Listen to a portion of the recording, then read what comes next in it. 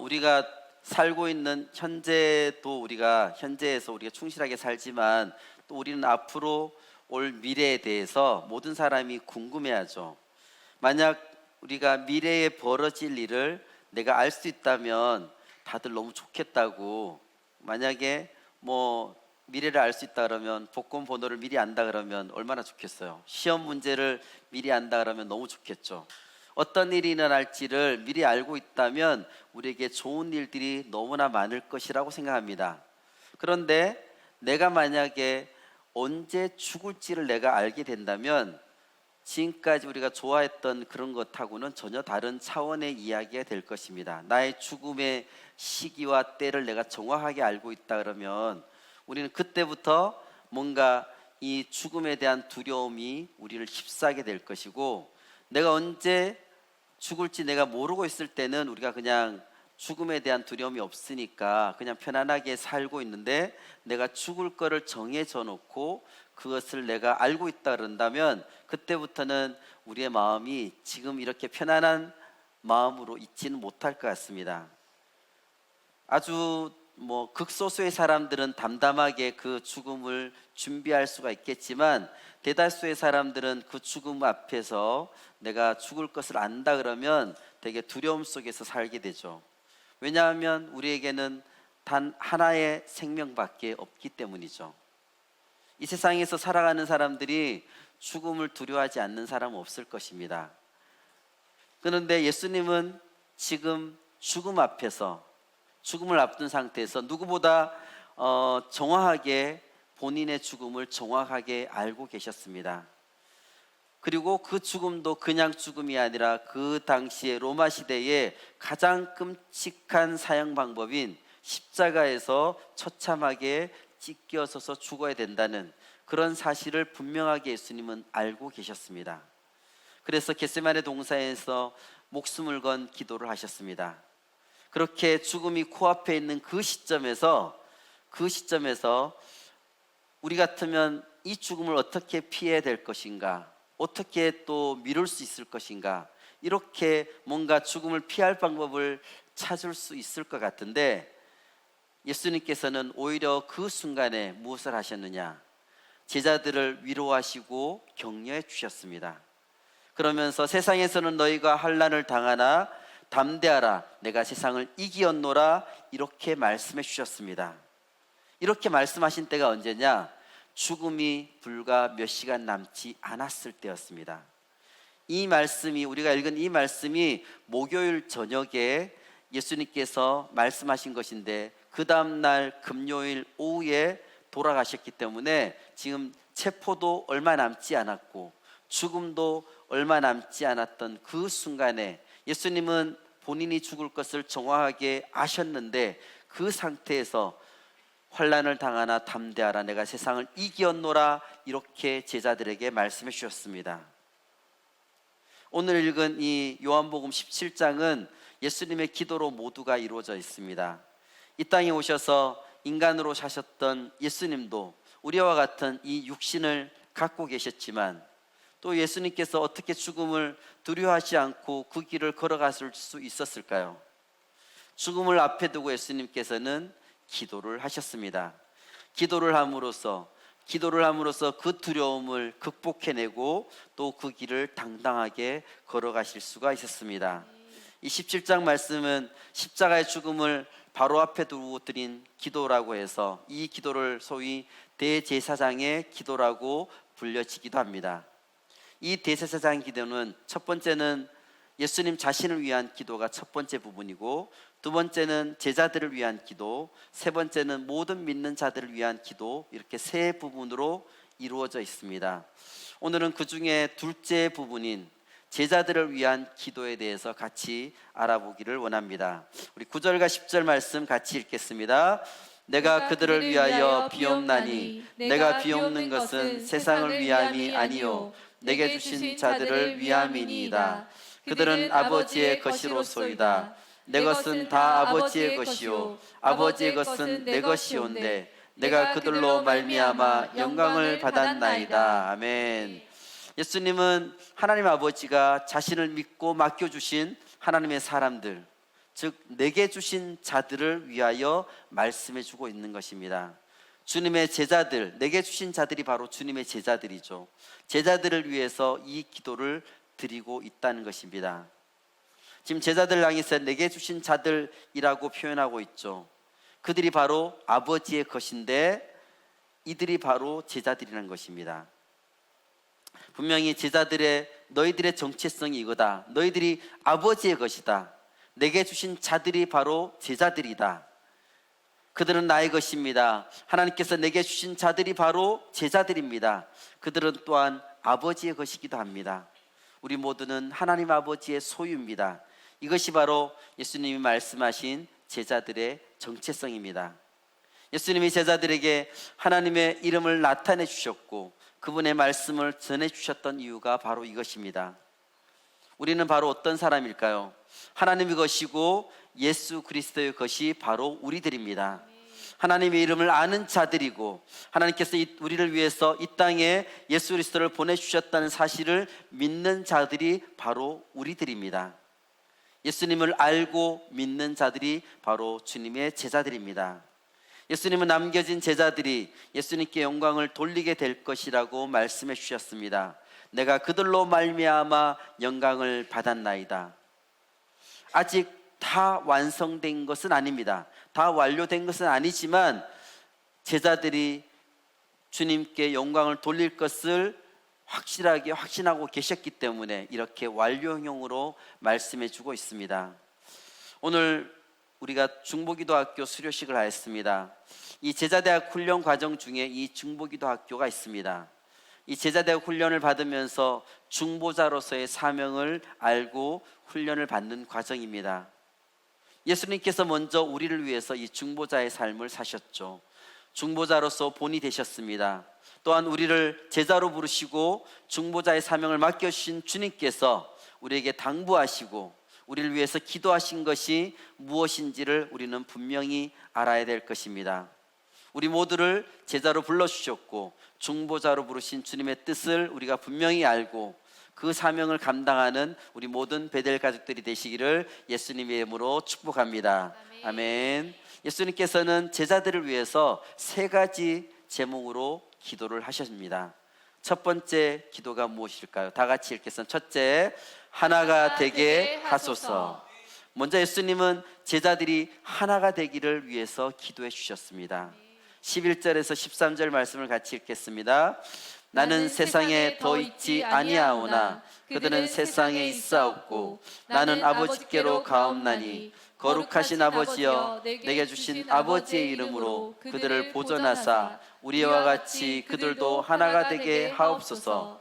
내가 그들과 함께 있을 때에 내게 주신 아버지의 이름으로 그들을 보존하고 지켰나이다. 그 중에 하나도 멸망하지 않고 다만 멸망의 자식뿐이오니 이는 성경을 응하게 함이니이다. 지금 내가 아버지께로 가오니 내가 세상에서 이 말을 하옵는 것은 그들로 내 기쁨을 그들 안에 충만히 가지게 하려 함이니이다. 아멘. 이 제자들이 어떤 사람들입니까? 예수님의 입에서 나오는 하나님의 말씀을 받아서 그 말씀대로 지키는 사람들, 예수님이 하나님께로부터 오신 것을 믿는 사람들이 바로 제자들입니다. 우리 6절 말씀을 같이 읽겠습니다. 세상 중에서 내게 주신 사람들에게 내가 아버지의 이름을 나타내었나이다. 그들은 아버지의 것이었는데 내게 주셨으며 그들은 아버지의 말씀을 지켰나이다. 6절 말씀에도 이 제자들에 대해서 다시 한번 표현해 주고 있죠. 우리가 위에서 살펴봤듯이 제자들이 원래 하나님의 것이라는 거죠. 원래 하나님의 소속인데 예수님에게 주셨다는 겁니다. 무엇보다 예수님은 이들을 향해서 내게 주신 사람들, 내 것, 이렇게 표현하고 있습니다. 예수님은 그렇게 자신의 것인 그 예수님의 제자들이 하나가 되기를 원하셨습니다. 11절 말씀을 다시 한번 읽겠습니다. 나는 세상에 더 있지 아니하오나 그들은 세상에 있사옵고 나는 아버지께로 가옵나니 거룩하신 아버지여 내게 주신 아버지의 이름으로 그들을 보존하사 우리와 같이 그들도 하나가 되게 하옵소서. 아멘. 11절 마지막에 우리와 같이 그들도 하나가 되게 하소서라고 말씀하셨습니다. 여기서 우리는 바로 성부 하나님, 성자 하나님, 성령 하나님, 삼위일체 하나님을 가리키고 있습니다. 성부, 성자, 성령 하나님이 각기 독특한 인격을 가지시면서도 완벽하게 하나를 이루시는 것처럼 제자들도 그렇게 하나가 되어지기를 원한다고 말씀하고 있습니다. 삼위일체 하나님에 대해서 우리가 좀 더 정확하게 알 수 있는 말씀을 찾아보겠습니다. 마태복음 3장을 보면 이 성부, 성자, 성령 하나님께서 동시에 역사하고 있는 장면이 잘 나타나 있습니다. 마태복음 3장 16절 17절 말씀을 같이 읽겠습니다. 예수께서 세례를 받으시고 곧 물에서 올라오실새 하늘이 열리고 하나님의 성령이 비둘기같이 내려 자기 위에 임하심을 보시더니 하늘로부터 소리가 있어 말씀하시되 이는 내 사랑하는 아들이요 내 기뻐하는 자라 하시니라. 아멘. 인간의 육신을 입고 이 땅에 오신 성자 하나님, 바로 예수 그리스도께서 요단강에서 세례를 받으실 때의 모습입니다.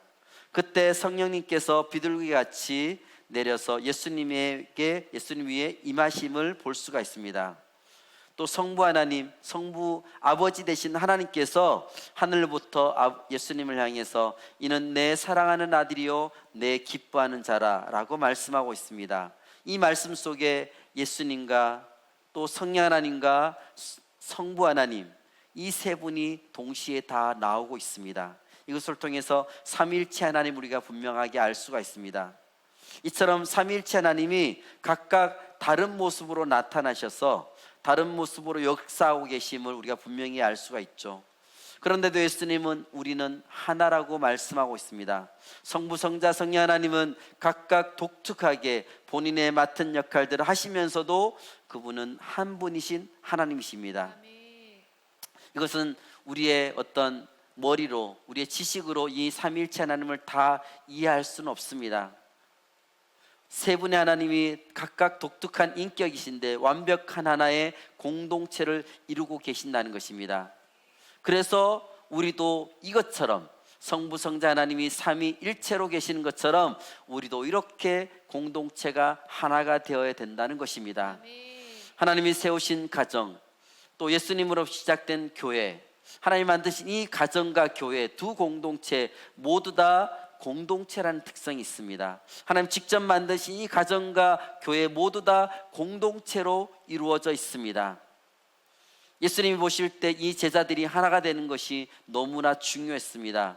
이 세상에서 이 교회가 하나가 되지 못한다면 이 세상을 복음으로 이길 수가 없다는 것입니다.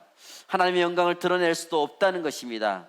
오히려 하나님의 영광을 땅에 떨어뜨리게 만든다는 것이죠.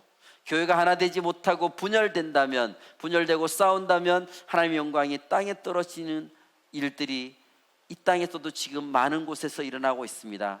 그래서 우리가 이 주님의 교회가 우리가 주님 안에서 하나 되는 것이 너무나 중요하다는 것입니다. 예수님께서 말씀하신 이 하나됨은 진리 안에서, 주님의 그 사랑 안에서 하나 된다는 것을 얘기하고 있습니다. 내가 이걸 원하니까 너희들은 다 이 안으로 들어와서 하나가 돼, 이렇게 강요하는 것이 아니라 주님 주시는 그 진리에 대한 말씀, 그리고 사랑, 이 안에서 우리 모두가 하나가 된다는 것을 얘기하고 있죠.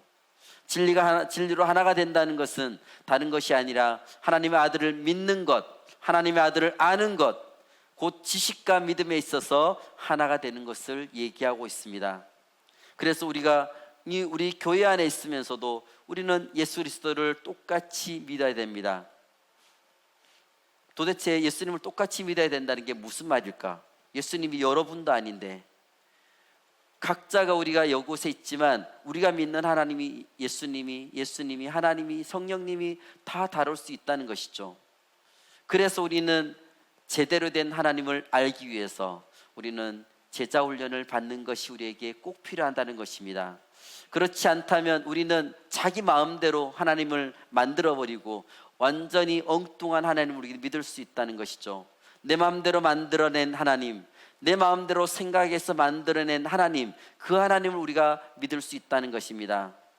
그러다 하나님이 만약에 자기의 기대를 만족시켜주지 못한다면 내가 이런 하나님을 믿지 않겠다 하면서 자기 마음대로 만들어진 하나님을 우리가 가졌다 버렸다 하는 그런 특징들이 일어나게 된다는 것이죠. 우리가 그렇게 믿을 것이 아니라 분명히 말씀 속에서 나오는 그 하나님의 모습을 우리는 제대로 알아야 될 것입니다. 그래서 우리는 훈련을 통해서 하나님을 제대로 알고 또 우리의 모습이 그 안에서 하나가 되도록 하는 것이 필요하다는 것입니다. 훈련을 통해서 우리는 하나님을 제대로 알 수가 있고 또 주님 주신 같은 비전을 우리가 가지게 될 수 있고 주님 주시는 그 사명으로 우리가 하나가 될 수가 있습니다. 또 우리가 훈련을 통해서 같은 말을 할 수가 있게 되고 같은 마음으로 하나가 되어서 이 세상이 흔들 수 없는 그런 든든한 공동체가 될 수가 있습니다. 그뿐 아니라 이 교회는, 주님의 몸된 이 교회는 당연히 사랑으로 또 하나가 되어야 되죠. 고린도전서 12장과 에베소서 4장 말씀에서 우리 모두가 한 몸을 이루는 지체라고 말씀하고 있습니다. 몸을 하나로 세우기 위해서는 각 지체가 사랑 안에서 서로를 세워줘야 되겠죠. 몸은 하나이지만 우리 안에 얼마나 많은 것들이 있습니까? 이 많은 지체들이 각각의 기능을 제대로 해 주어야지만 몸이 건강할 수가 있습니다. 교회가 바로 그리스도의 몸이라고 말씀하고 있습니다. 몸 안에 많은 지체들이 있습니다. 각 지체가 다 자기의 역할들을 해 주어야 우리 몸은 건강하게 다닐 수가 있습니다. 교회가 만약에 건강하지 못한다면 그 안에 있는 지체들이 건강하게 자신의 역할을 감당하지 못하고 있다는 뜻이 될 수 있습니다. 그래서 우리는 내가 맡은 역할, 우리 교회 안에서 내가 맡은 역할이 보잘것없는 것이 아니라 내가 이 역할을 잘 감당해야 우리 교회 전체가 건강하게 세워질 수 있다는 그 마음으로 내가 맡은 역할을 감당해야 될 것입니다. 아멘. 사랑과 진리, 이 안에서 우리가 하나 되는 것이 너무나 중요합니다. 사랑과 진리가 너무나 둘 다 너무나 중요합니다. 만약에 사랑이 없는 진리만 있다 그러면 사람들이 난폭해질 수도 있고 어떤 자기가만이 옳다고 주장할 수도 있습니다. 또 사랑은 있지만 진리가 그 안에 없다 그러면 그것은 겉으로만 그런 척하는 어떤 위선자적인 모습이 그 안에 나타날 수가 있습니다. 진리로 살아가는 가운데 우리는 사랑으로 넓어져야 되고 하나가 되도록 해야 될 것입니다. 신약 성경에 보면 여러 교회의 모습들이 나오는데 주님의 제자들에 대해서 말씀하시는 부분들을 보면 한 사람이 자기 혼자 고립된 교회를 이루는 것은 없습니다. 교회라는 것은 기본적으로 복수이죠. 최소한 2명, 예수를 믿는 사람 2명 이상이 모이면 교회가 되는데 이 성경에서 말하는 이 교회는 예수님을 나의 구원자로 고백하는 사람들의 모임이 바로 교회입니다. 그래서 나 혼자 잘 믿겠다, 나 혼자 신앙생활 하겠다 이렇다는 것은 없다는 것이죠. 그런 나 혼자 만약에 신앙생활 하게 되면 예수님 원하시는 만큼의 어떤 신앙적인 성숙, 인격, 거룩한 삶이 된다는 것이 불가능해집니다. 우리가 믿음이 같이 성숙해지고 계속 성장해 나가기 위해서는 서로 부대끼면서 그 안에서 우리가 서로를 성장시켜 주는 것이죠. 어떨 때는 모든 사람이 내 마음에 들지 않습니다. 어떤 사람이 마음에 안 들 수도 있습니다. 괜찮아졌다가도 어떨 때는 불편해질 수도 있습니다. 그런 가운데서도 그래도 주님이 주신 사랑으로 내가 하나가 되어보자, 용서해보자, 그리고 그 안에서 애쓰면서 우리의 신앙이, 우리의 믿음이, 우리의 인격이 성숙해지는 것입니다. 그것을 통해서 내가 기도하고 말씀을 읽고 내 자신을 주님 앞에 내드리면서 우리의 신앙이 점점 더 자라게 된다는 것이죠. 우리는 기도도 해야 되고 말씀도 묵상하고 공부도 해야 되지만 거기서 그치지 않고 그 기도하고 말씀 읽고 묵상한 것을 내 삶에서 온전히 실천할 때에 우리의 믿음이 점점 더 자라게 될 것입니다. 그래서 예수님도 듣기만 하면 안 되고 듣고 행하는 사람이 되어야 된다라고 말씀해 주고 있습니다. 모래알 하나하나 아무것도 아니죠. 아무런 힘도 없습니다. 그러나 그 모래알들이 시멘트 위에서 하나로 뭉쳐진다면 엄청난 바위덩어리가 되는 것이죠. 엄청난 힘을 가지게 됩니다. 그래서 보통의 힘으로는 절대 그 시멘트 덩어리는 부서지지가 않습니다. 이처럼 우리가 각자가 있을 때는 보잘것없는 것으로 보이지만 우리 교회가, 우리 공동체가 성령으로 하나가 된다면, 사랑으로 굳게 뭉쳐질 때에 아주 놀라운 힘을 발휘할 수가 있습니다. 주님은 그래서 우리가 하나 되어지기를 간절히 원하셨습니다. 아멘. 하나가 되었을 때에 1 더하기 1이 2가 아닌 우리가 알 수 없는 엄청난 크기의 숫자로 변화가 될 수 있다는 것이죠. 우리 모든 베델 가족들이 주님의 사랑 안에서 하나 되고, 성령 안에서 하나 되고, 진리 안에서 하나 되고, 또 훈련을 통해서 하나됨을 통해서 이 세상이 우리를 흔들지 못하는 공동체가 되기를 예수님의 이름으로 축복합니다. 아멘. 아멘. 예수님께서는 제자들을 위해서 3가지 제목으로 기도하셨다 그랬죠. 첫 번째는 하나가 되게 해달라고 기도하셨습니다. 그러면 둘째는 무엇일까요? 둘째 다 같이 읽겠습니다. 악에 빠지지 않게 보존하소서. 아멘. 아멘. 두 번째로 예수님은 제자들이 악에 빠지지 않게 해달라고 기도하셨습니다. 15절과 16절 말씀을 같이 읽겠습니다. 내가 비옵는 것은 그들을 세상에서 데려가시기를 위함이 아니요 다만 악에 빠지지 않게 보전하시기를 위함이니이다. 내가 세상에 속하지 아니함 같이 그들도 세상에 속하지 아니하여 싸움나이다. 아멘. 예수님은 제자들을 세상에 두고 가셨고 우리도 지금 이 세상에 있는 것이죠. 이제 중요한 것은 이 세상, 이 악한 세상 가운데서 우리가 악에 빠지지 않는 것입니다. 그래서 주님은 제자들을 세상에 남겨놓으시면서 악에 빠지지 않게 보호해 달라고 기도하고 계십니다. 이 세상을 둘러보면 참으로 악한 것들이 너무나 많죠. 악한 세력이 건재하면서 끊임없이 우리를 유혹하고 공격하고 있습니다. 실제로 악한 행동인 어떤 살인, 강도, 이런 것들만 있지 않고 우리를 위해서 끊임없이 유혹이 있습니다. 끊임없이 우리를 무너뜨리기 위한 세상의 유혹은 어느 곳에나 굉장히 많습니다. 그러나 결코 우리는 이 악한 세상에 속한 자들이 아니라고 예수님이 말씀하셨습니다. 너희는 나의 것이다. 이 세상에 속한 것이 아니다. 내게 주신 것이라고, 예수님의 것이라고 우리에게 분명하게 우리의 정체성을 말씀해 주고 있습니다.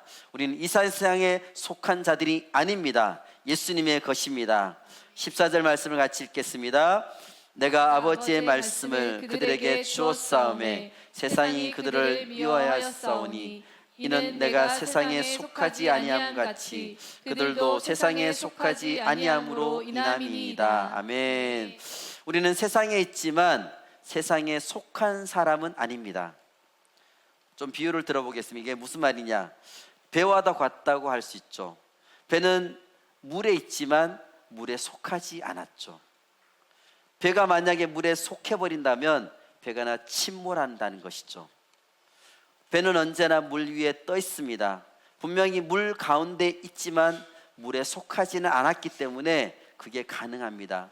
그래야지만 배는 그 물을 가르면서 항해를 할 수가 있습니다. 우리는 이 세상 가운데 있지만 이 세상에 속한 것은 아닙니다.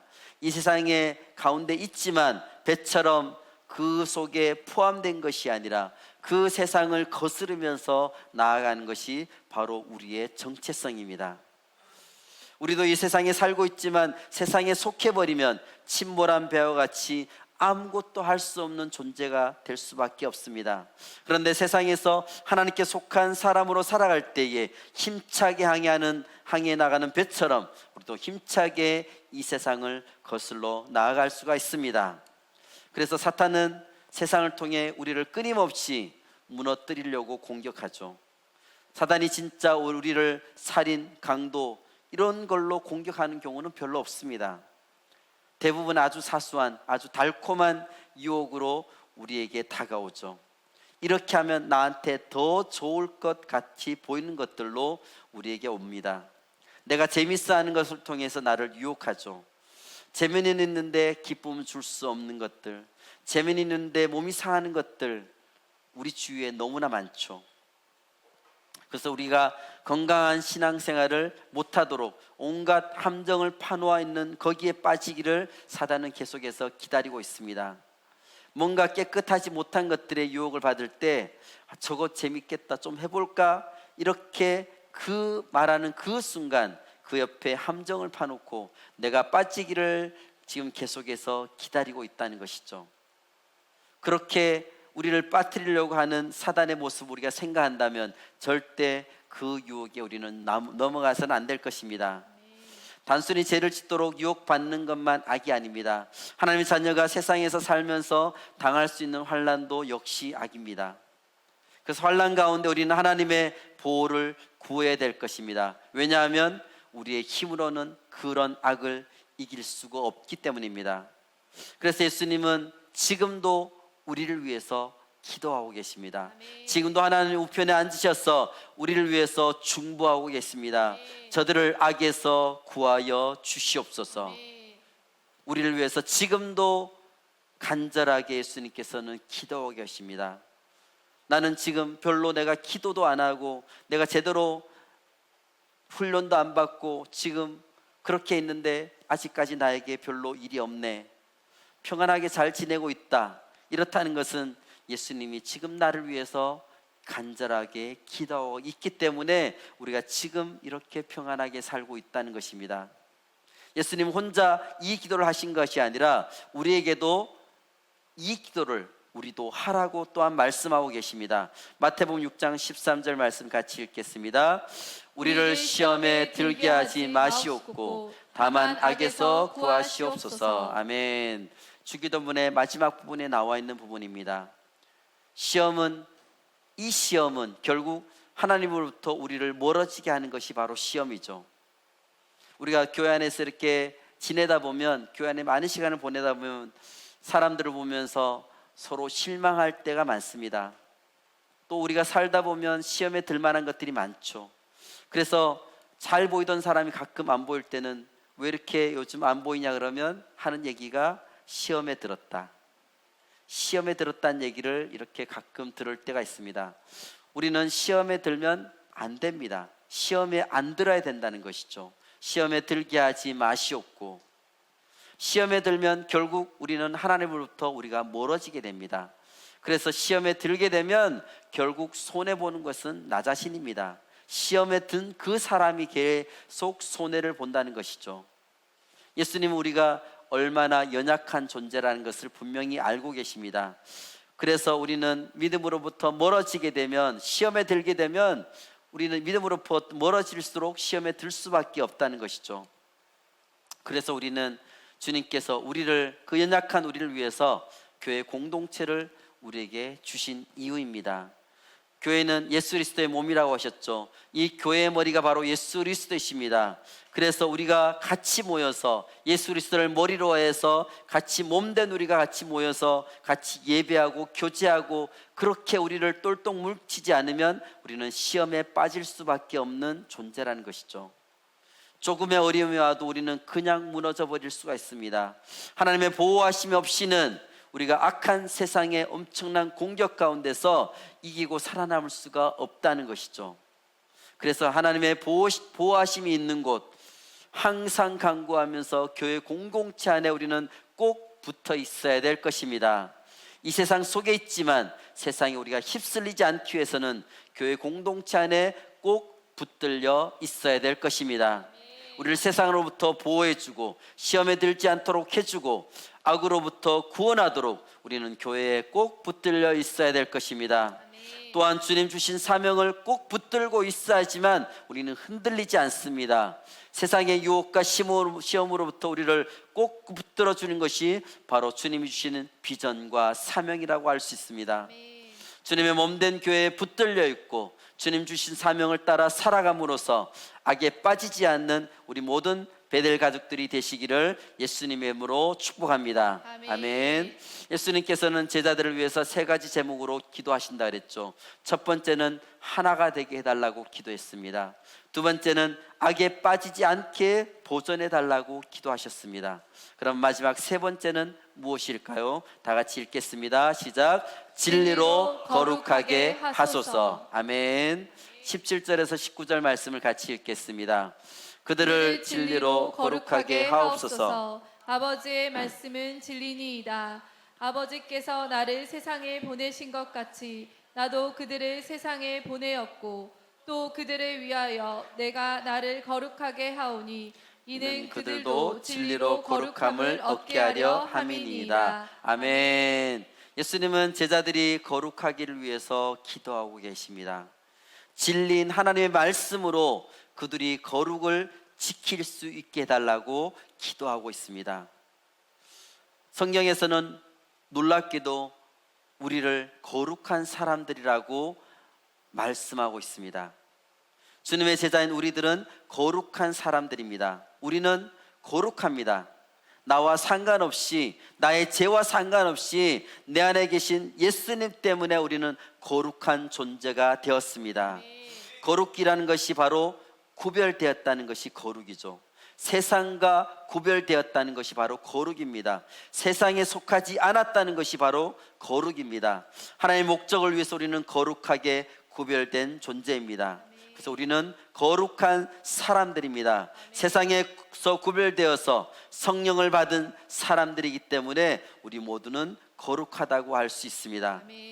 그래서 예수님께서는 그 거룩함을 너희가 지키며 살라고 하십니다. 우리가 사는 세상이 너무나 악하고 더럽고 추하기 때문에 우리는 조금만 방심하다면 우리가 그 악에 금방 빠질 수 있습니다. 우리 주변에 우리가 유혹하는 것들이 너무나 많습니다. 그래서 자칫 잘못하다가는 우리는 그 거룩함을 쉽게 잃어버릴 수가 있습니다. 그렇다면 우리는 무엇으로 우리가 이 거룩함을 지킬 수가 있을까요?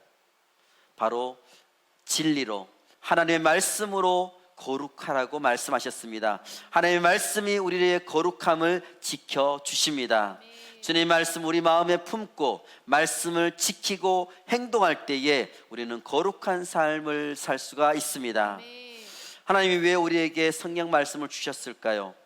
말씀으로 우리를 거룩하게 보호해 주시기 위해서 우리에게 이 말씀을 선물로 주신 것입니다. 말씀이신 예수님이 이 땅에 육신을 입고 오셨습니다. 우리를 지켜주시기 위해서 이 땅에 육신을 입고 이 땅에 오신 것입니다.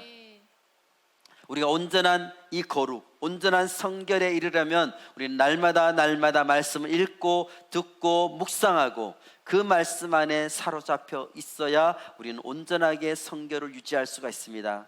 말씀 안에 거하는 삶을 우리는 살아야 됩니다. 말씀을 통해서 내 안에 아직도 남아있는 죄의 뿌리를 우리는 찾아내고 수술을 해야 될 것입니다. 하나님의 말씀은 내 영혼의 참모습을 비춰주는 거울이라고 할 수 있죠. 말씀을 읽을 때에 내 영혼의 모습이 우리는 드러나게 됩니다. 말씀은 내 영혼의 죄를 녹여버리고 내 영혼의 죄를 태워버리는 불과 같다고 할 수 있습니다. 하나님의 말씀은 살아있다고 했습니다. 활력이 있어 좌우에 날선 어떤 것보다도 예리하고 혼과 영과 관절과 골수를 찔러 쪼개기까지 하고 우리 마음과 생각과 뜻을 판단하는 것이 바로 하나님의 말씀입니다. 그 말씀이 우리 속에 살아있으면 우리는 성결한 삶을 살 수 있게 되는 것입니다. 죄를 짓지 않는 삶을 살 수 있게 됩니다. 말씀은 성령과 함께 역사하고 우리의 영혼을 온전히 거룩하게 만들어 주십니다. 우리가 정말 주님의 말씀대로 살기 위해서는, 하나님 자녀대로 살기 위해서는, 예수님의 제자답게 살기 위해서는 우리가 두 가지를 꼭 기억할 필요가 있습니다. 첫 번째는 우리는 하나님을 믿는 사람들답게, 예수 그리스도를 구주로 믿는 사람들답게 말씀으로 우리 자신을 거룩하게 보존할 책임과 의무가 우리 스스로에게 있다는 것입니다. 내가 스스로 거룩함을 유지해야 된다는 것이죠. 우리는 제일 처음에 믿음을 갖고 우리가 구원받고 나서는 다른 사람이 떠먹여주는 그 말씀을 받아먹는 수준이었습니다. 그런데 점점 우리의 믿음이 자라면서 스스로 내가 말씀을 받아먹는 수준, 스스로 말씀을 읽고 묵상하는 수준까지 점점 나아가야 된다는 것이죠. 언제까지나 다른 사람이 떠먹여주는 말씀만 먹고 있으면 안 된다는 것이죠. 우리 자신을 내가 스스로 거룩하게 유지하기 위해서는 내가 다른 사람을 도움을 받지 않고 내 스스로 말씀을 읽고 기도함을 통해서 주님 앞에 스스로 말씀을 통해서 내가 거룩함을 유지할 수 있도록 그런 정도의 수준으로 우리는 나아가야 된다는 것입니다. 하나님의 말씀을 의지함으로 내가 어디로 가야 할지를 우리가 바르게 알 수가 있습니다. 그러니까 하나님의 말씀을 의지하지 않으면 온 천지가 다 흑암과 같기 때문에 우리는 발을 잘못 디뎌서 넘어지고 떨어질 수가 있습니다.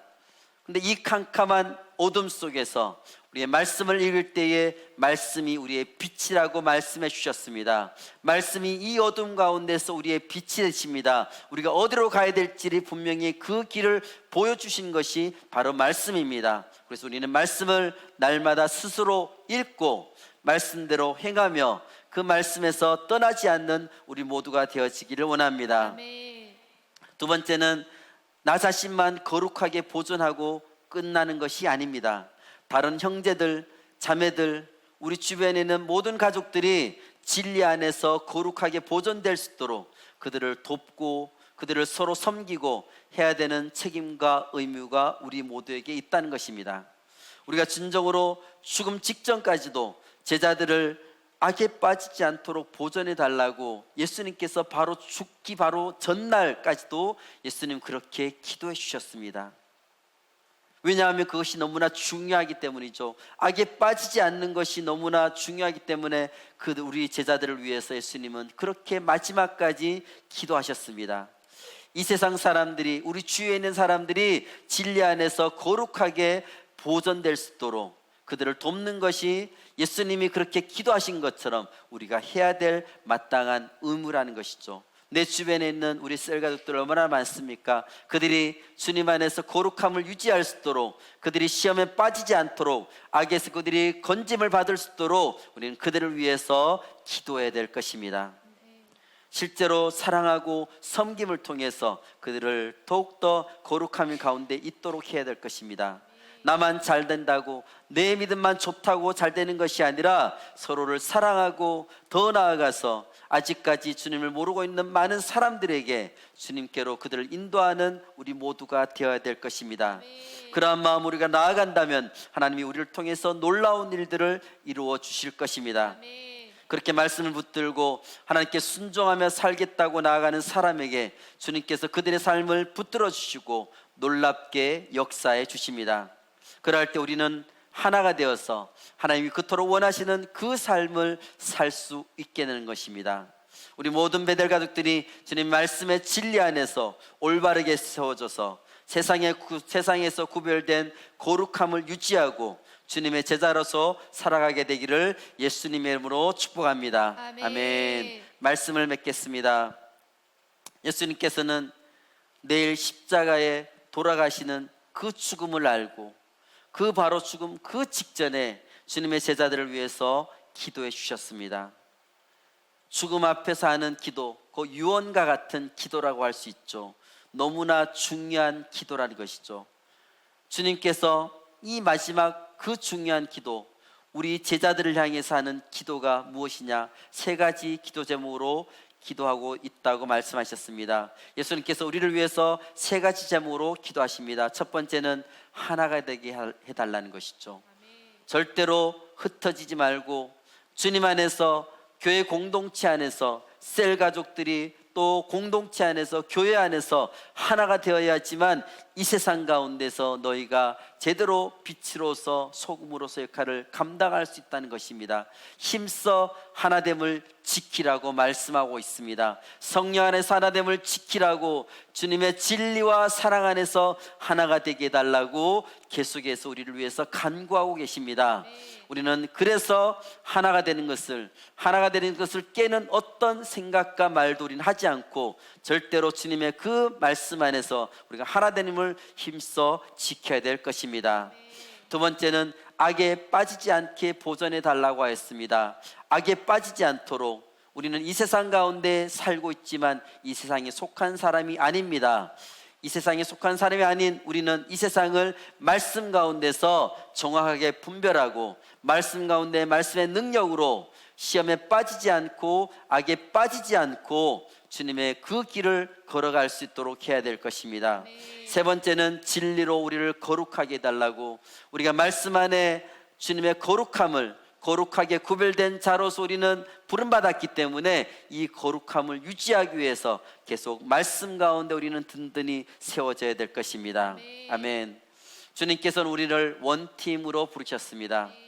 원팀을 원팀을 우리는 계속해서 만들어 가야 될 것이고 원팀을 계속해서 이루어 가야 될 것입니다.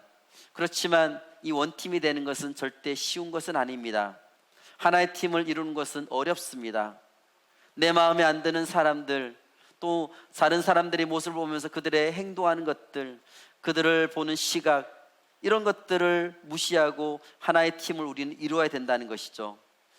어떻게 하면 우리는 이 모든 다른 우리 마음에 안 드는 생각과 행동과 그런 모습들을 보면서 어떻게 하면 우리는 하나가 될 수가 있을까요? 어떻게 하면 원팀이 될 수 있는 비결이 무엇일까요? 한마디로 얘기하자면 죽는 것입니다. 내가 죽는 것입니다. 나를 버리는 것입니다. 예수님이 죽음으로써 우리의 모든 것을 구하여 주시고 우리의 모든 것을 성취하여 주신 것처럼 내가 나를 버릴 때에 우리 공동체가 하나가 되어질 수가 있는 것입니다. 다른 사람들이 나를 해하는 말을 하도 상처하는 말을 하더라도 내 자신을 죽었다고 생각하면 우리는 거기에 반응하지 않을 수 있습니다. 나한테 별로 도움이 되는 것을 하지 않는다 그래도 저 사람의 저 모습이 어떻게 바뀔 것인가? 내가 저 사람을 잔소리한다 그래서 저 사람 변하지 않습니다. 그 사람의 변하는 것은 쉽지 않습니다. 다른 사람을 내 마음대로 변하게 하는 것은 너무나 어렵습니다. 오직 바뀔 수 있는 것은 무엇이냐? 주님의 은혜로 주님이 강건적으로 역사하실 때에 그 사람이 변할 수가 있습니다. 우리의 사람의 힘과 의지와 우리의 말로 사람이 변하는 것은 절대 아닙니다. 어떻게 그 사람의 성격이 하루아침 바뀔 수가 있죠? 그 사람의 삶이 하루아침 바뀔 수가 있을까요? 절대 그렇게 되지 않습니다. 어떨 때는 뭔가 좀 바뀐 것처럼 보일 때가 있습니다. 그런데 조금 지나면 금방 또 돌아갑니다. 왜냐하면 그 사람의 근본은 하나님이 바꾸어줘야지만 바꾸어질 수 있는 것입니다. 그래서 우리는 다른 사람을 위해서 잔소리하는 것이 아니라 그 사람을 위해서 기도해야 되는 것입니다. 그래서 주님도 우리를 위해서 지금도 주님께서도 우리를 위해서 기도해 주고 계시는 거죠. 그래서 나도 우리가 하나됨을 위해서 다른 사람을 위해서 기도해야 될 것입니다. 특히나 상대방이 비난을 하는 말들을 할 수가 있죠. 비난을 들을 수가 있죠. 그때 우리는 이 모든 것을 주님께로 돌리시기를 바랍니다. 주님 앞에 그 문제를 놓고 기도하십시오. 그러면 그 중보의 기도가 하나님의 은혜로 아름답게 열매를 맺도록 주님께서 해주실 것입니다. 내가 불평하면 불평의 열매를 거둘 수밖에 없습니다. 내가 비난하면 더 큰 비난의 열매가 나에게 다시 돌아오게 됩니다. 그러나 내가 칭찬하면 칭찬의 열매를 맺게 되고 내가 배려한다면 배려의 열매를 맺을 수가 있습니다. 생명을 얻게 되고 더 풍성하게 얻게 되는 역사가 우리 안에 있게 되는 것입니다. 엊그제 우리 금요일날 한가족 체육대회를 했습니다. 한가족됨이 너무나 중요하기 때문에 이 명칭 자체를 한가족 체육대회로 지었습니다. 체육대회 하이라이트 마지막 순서에 우리가 모두가 힘을 합쳐서 하는 경기가 바로 줄다리기 순서가 있습니다. 줄다리기 한 모습을 어제 같이 진행팀들하고 같이 그 사진을 같이 봤습니다. 그 사진을 보면서 엄청나게 많이 웃었습니다. 평상시에 볼 수 없었던 아주 다양한 표정이 그 안에 다 담겨져 있었습니다. 온갖 힘을 다 쓰고 당기고 막 버티고 줄다리기 하는 그 모습 속에서 평소에 볼 수 없었던 아주 다양한 표정들이 다 나와 있습니다. 그렇지만 이것이 우리가 한 팀을 이루기 위해서 애쓰는 과정 가운데서 평상시에 나타나지 않았던 그런 표정과 그런 몸들이 또는 그런 행동들이 다 나타난다는 것을 그 사진을 통해서 또한 볼 수가 있었습니다. 모두가 한 팀을 이루기 위해서 애쓴 것이 그 안에 나타난 것이죠. 우리가 한 사람 한 사람씩 따로 있을 때는 큰 힘을 발휘하지 못합니다. 그런데 모두가 같이 같은 줄을 잡고 같은 응원 소리에 맞춰서 같은 방향으로 힘을 모았기 때문에 그 큰 힘을 발휘하는 한 팀이 될 수가 있었습니다. 그리고 같이 힘을 쓰고 애쓰고 난 다음에는 경기에 이기든지 지든지 상관없이 모두가 아주 끈끈한 관계가 됨을 볼 수가 있었습니다. 경기에 이기든 지든 상관없이 서로를 위로해주고 서로 또 격려해주고 서로 웃고 얘기하고, 왜냐하면 그 어려움을 같이 겪었기 때문에 한 팀이 될 수가 있는 것을 볼 수가 있습니다. 세상 속에서 우리는 주님 안에서 한 팀입니다. 우리는 하나됨을 힘써 지켜야 될 것입니다. 어떤 어려움과 환난이 우리에게 오더라도 흔들리지 않도록 하나됨을 지켜야 될 것입니다. 주님 주신 말씀 안에서 훈련을 통해서 같은 비전과 사명으로 하나됨을 지키도록 합시다. 주님 주신 성령 안에서 하나됨으로 서로를 용납하고 사랑하도록 해야 될 것입니다. 다른 지체들, 특히 어려움을 겪고 있는 지체들, 아직까지 성숙하지 못한 가족들을 바라보며 우리는 기도해야 될 것입니다. 우리 교회가 세상 가운데 휩쓸리지 않고 세상을 믿음으로 헤쳐나갈 수 있도록 우리 모두 다 또한 중보 기도를 해야 될 것입니다. 주님 안에서 하나됨을 지킬 때에 세상에 어떤 것도 우리를 흔들지 못하는 우리 공동체, 우리 교회가 될 줄로 믿습니다. 아멘.